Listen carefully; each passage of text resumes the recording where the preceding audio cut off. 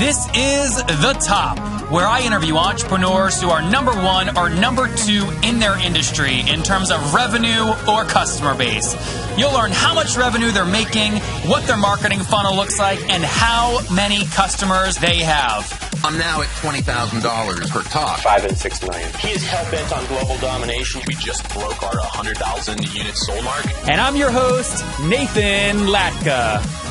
Okay, Top Tribe, this week's winner of the $100 is Zach Ferran. He's a 22-year-old Apple employee, and he's listening to the show and loving it. For your chance to win $100 every Monday, simply subscribe to the podcast on iTunes now, and then text the word Nathan to 33444 to prove that you did it to enter. Nathan Latka here. This is episode 592, and coming up tomorrow morning, you'll learn from XOR Data, which launched in January 2014.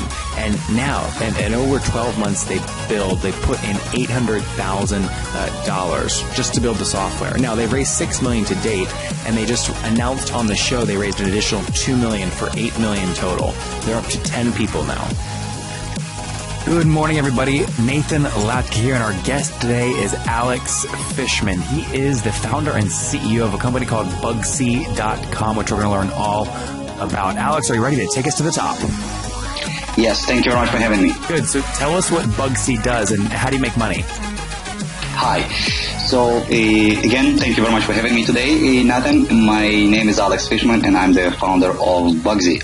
Bugsee is a bug and crash reporting tool for iOS and Android. And what stands out for Bugsee is that we are providing video, network, and logs leading up to the event. So if the app crashes, you're able to see video events of everything that happened in the app leading up to the crash, all the network communication between the app and the server, including the body, as well as all the console logs, everything the app was printing, so you can see exactly what had happened and what led to the problem. So basically, you not only know what happened, but also what exactly caused that. It's very similar to a flight recorder or a black box on a plane. It sits there and quietly records everything, and everything goes fine. It doesn't bother anyone. But if something would happen, you're able to recreate what exactly had led to the problem. Alex, this is like if I'm Airbnb, I might pay Bugsee, and every time a user opens Airbnb, if a crash happens, Airbnb would get a video showing what happened on that user's phone and why it crashed. That's very correct. Okay, got it. And how do you make money? Well, developers pay us to use the servers. It's pretty straightforward. Is it, well, it might not be straightforward, right? So is it pay as you go? Is it SaaS? I mean, there's a lot of different models you could be pricing under. Absolutely, yes. So we are a SaaS, and we are pricing proportional to the size of the app. So basically proportional to how many users use your application. Okay, so let's say I've got, 500,000 users. What would that cost me? It's going to be in the order of $500 a month. Okay, and what's the difference? I see on your Pro Calculate your price on your website. It says up to 100 test device deployments is $99, and then it says number of live device deployments up to 100,000 is $99. What's the difference there? Oh, absolutely. So Bugsee provides different levels of value depending whether you're in development and beta testing or in live. So when you're developing and testing your app, usually you test your app on your phone or your iPad or your spouse's phone and the spouse's iPad. Or you have a set of beta testers. You deploy your app to, early on to them to get them tested before you actually take it live.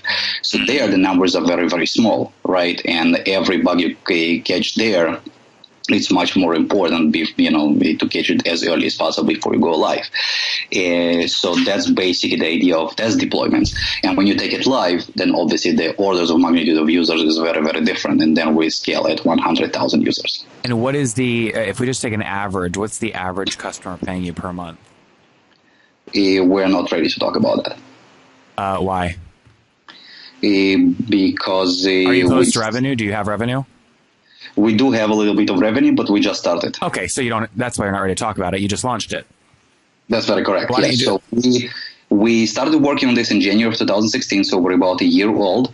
We have launched our first the beta customers in late April, so we're about 8 months, and we started charging at the last month, so in December timeframe. Okay, so December kind of 2016.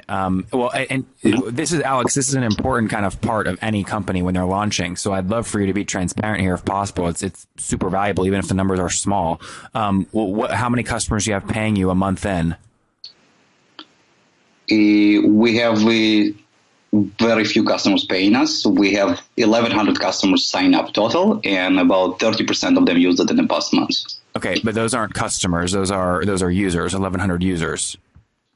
Well, if you define customer as paying, then of course they are just users. But then, what else would you define customer as? Isn't a customer mean money? Well, we provide service, we provide support. There's a lot of things going on, right? You have to treat users as customers, otherwise it doesn't set the right tone.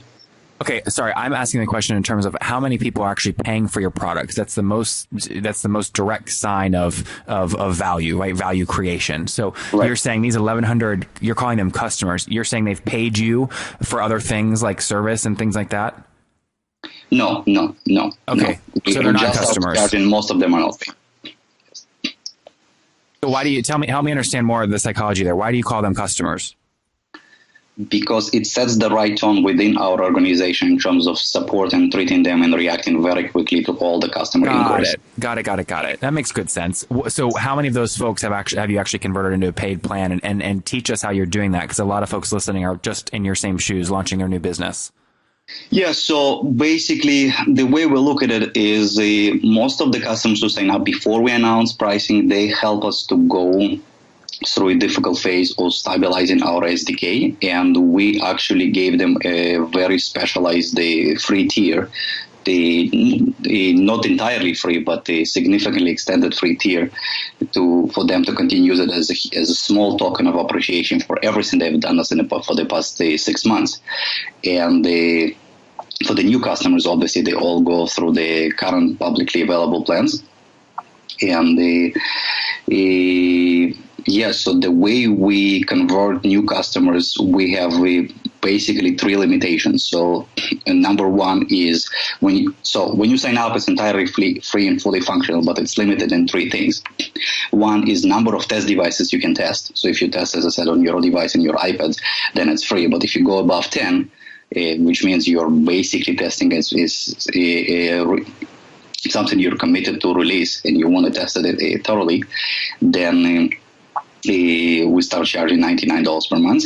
And if you release it, again, up to first 10,000 users, it's free because we want you to gain traction and we don't want you to worry about that. But once you go above 10,000 users, that means that you are actually successful, somewhat successful app, and we would like to be paid. So basically, automatically, we'll be forced to pay. And the third thing is when you're on a free tier, you have access to your bugs or crashes, video recording of your crashes for 3 days only.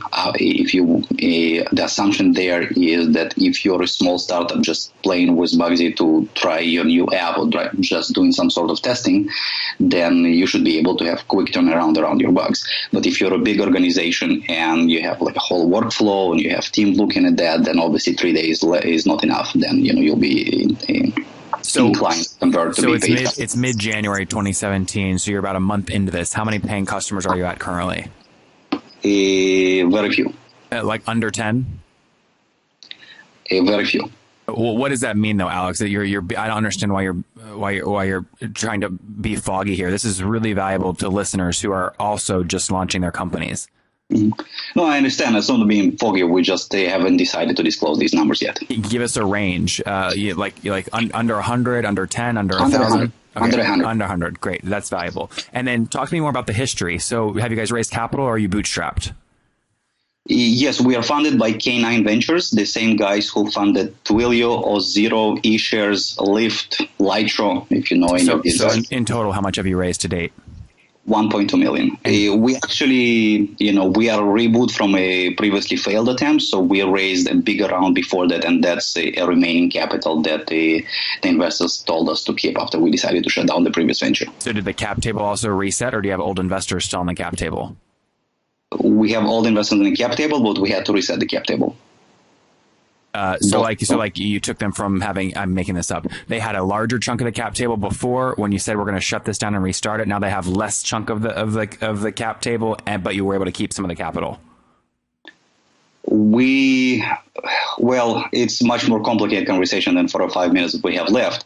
But basically, we reset the cap table from scratch, and we honored everything the investors had, and even a little bit more. Okay, so before you kind of reset, how much money had you raised in the other business idea? 1.8. Okay, got it. That's helpful. And when did that pivot happen? So when did you actually start coding this new company? What year? Yes, so Bugsy was founded in January of 2016, and we shut down our previous venture in July of 2015, and we had the 6 months of period between July of 2015 and January of 2016 trying to figure out what the hell are we doing. Yeah, and where are you at now in terms of team size? We are, I want to say, 7 people full-time and 5 people part-time. And where are you guys based? We are distributed across probably like 5 or 6 countries. Okay, so totally remote. Yes, totally remote. I myself in San Jose, California. Okay, very good. Well, great. Well, it'll be nice to stay up to date with you and kind of check in 6, 12 months as you continue to grow the business. Before that, though, let's wrap up here with the famous 5. Number 1, Alex, what's your favorite business book? Hard Things About Hard Things by Ben Horowitz. Number 2, is there a CEO you're following or studying right now?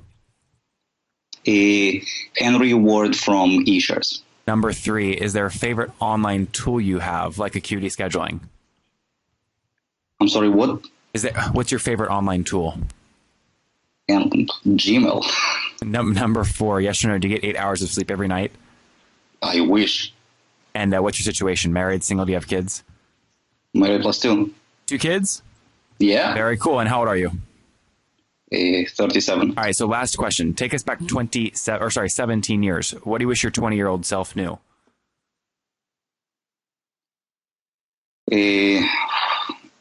That you want to start playing in the startup ecosystem as early as possible when you have less commitments and less things to worry about.